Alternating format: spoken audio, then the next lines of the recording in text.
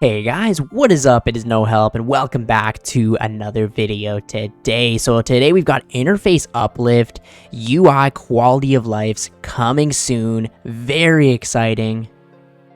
So we're back with another quality of life poll, only this time there's a twist. No poll, how bizarre.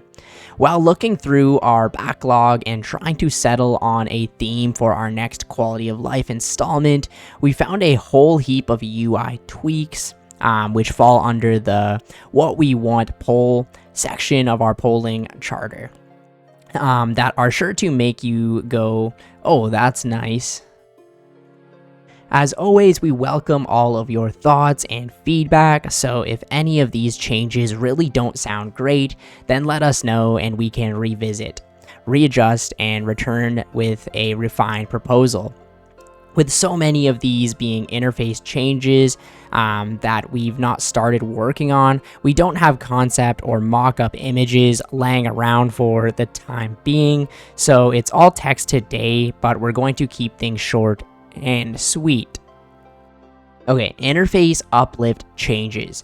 Desktop minimap toggle. If you've ever played on mobile, then you'll likely know that you can minimize the on-screen minimap to free up a little more screen space, stacking the useful information orbs for hit points, prayer, run energy, and special attack energy at the top right. We'd like to give players on desktop the same flexibility, just in case you want to tidy up your UI for a boss encounter or laid-back skilling session. Okay. Now, thinking about it in-game right now, how often do you actually use the minimap? I sometimes use it for quests or if I'm like running through the wilderness or whatever, but more than not, I just use like the prayer to quick activate prayer or whatever. But yeah, if these were just like buttons in the top corner, this would definitely free up some space for bossing. Sometimes I actually, when I'm doing Ulm at the Chambers of Zarek, I click the minimap by accident and mess up the cycle. So yeah, that's a good change. So remember the last combat achievements tab you viewed.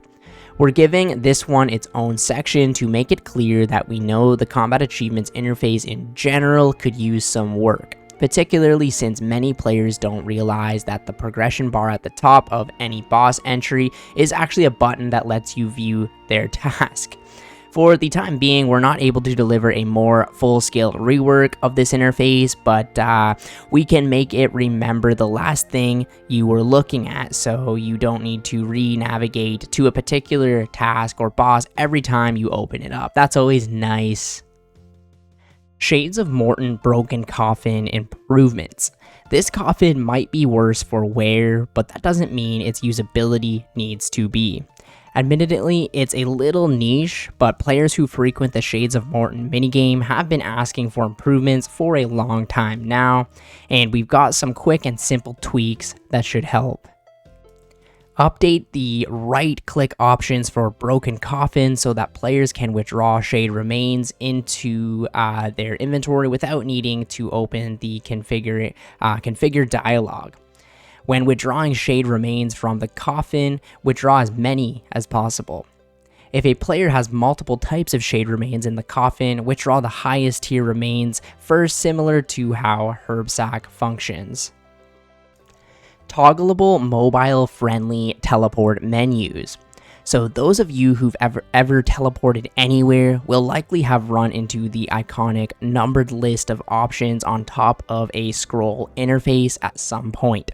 Those of you who've seen this interface on mobile will likely have teleported into the middle of nowhere, far from your intended destination, as punishment for having a thumb that's millimeters too large. Shame on you, true. To rectify this, we'd like to give a more modern design that feels old school so that mobile users have a little more space and fewer misclicks. We know that the scroll interface is iconic, so we'd make this change a toggle in case you prefer the current look. Consistent options for storage containers. Old School's full of nifty space-saving unlocks. Annoyingly, there's not much rhyme or reason to the right-click menus of these unlocks, despite many of them being functionally identical. We'd like to smooth this out by making the coal bag, gem bag, herb sack, plank sack, the essence pouches all share a consistent order for their right-click options, which would mirror the existing order for the coal bag. Some of you might already be used to these inconsistencies, but remember that menu entry swapper is an option for those of you on Runelite and the default game client now, so you can move them around to your heart's content. Yeah, I mean, it's good for, I guess, people on mobile or people who don't use Runelite or whatever, right?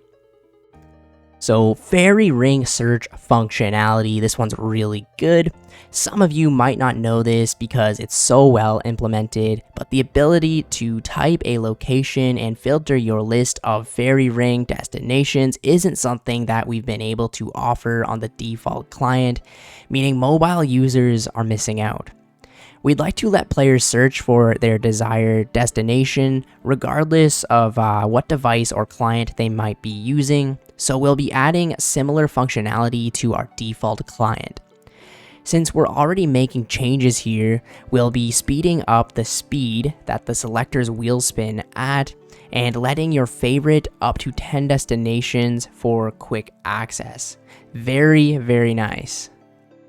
Chugging barrel improvements. So filling up your chugging barrel can feel necessarily frustrating at times when you're trying to quickly set yourself up for another raid, since you have to open the bank, open your potion storage, fill the barrel, close the potion storage, go back to the bank. Yeah, we'd like to make it so that using the load button on any chugging barrel loadout can pull the relevant potions from your potion storage, even if you don't have the potion storage interface open. Handy. So yeah, that's really good. So initial investigations here suggest that we'll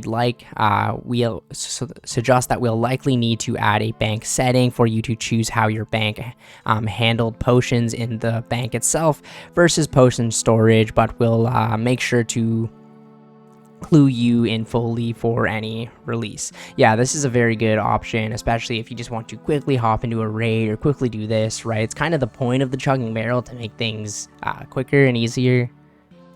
Okay, so we've got smaller UI changes. So naturally, when it comes to UI tweaks, some of them do exactly what they say on the tin and don't need much explanation or context at all. So we've gathered those up here for a rapid fire round of tweaks. So gray out the home teleport icon and the teleport button in the grouping interface if these particular teleports are on cooldown. Allow long press / right click on the side stones to let players quickly navigate where they need to go. Example, right clicking on a character summary stone to instantly navigate to the quests, achievement diaries, or character summary tab. Add an additional 6 slots to the rune pouch loadouts, allowing for 10 in total. Additionally, let players name their loadouts to make it easier to select what you need at a glance. This is amazing. Update the set effects menu when wearing particularly complete outfits that provide a bonus. Example, Inquisitor's armor pieces should display their 0.5% damage and accuracy boost, as well as displaying the additional 1% boost from the full set if the full set is equipped. So update the Slay Rewards UI with an extra tab so that players can easily tell which rewards are cosmetic and which rewards are functional. Allow players to deposit items into a stash unit while they're still equipped. That is so nice, man. I hate having to unequip it every time, especially those mediums, right? Add a tooltip when players hover over the world map icon to display the Control M shortcut. Add a chat message to let players know when their prayer points have been drained at barrows. That's good for hardcores. We've noticed that a lot of newer players don't pick up the big floating face correlation with a prayer drain effect. Hopefully this makes it a little easier to figure out because they didn't play back in the day. That's why. Adjust world map icons to make clear which agility shortcuts are one-way only and which are two-way, meaning that they can be used from either side. Convert the grouping tab's suggested world section into a button so that players can easily hop to the suggested world for a given activity. Add a bank all button to the top death chest. Add a simple GUI for chompy, hunting hats, claims, and reclaims from rants. Additionally, allow players to store them in the POH costume room. Very nice.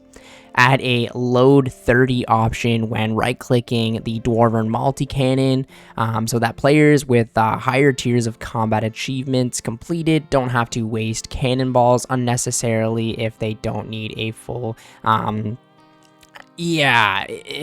that's really good.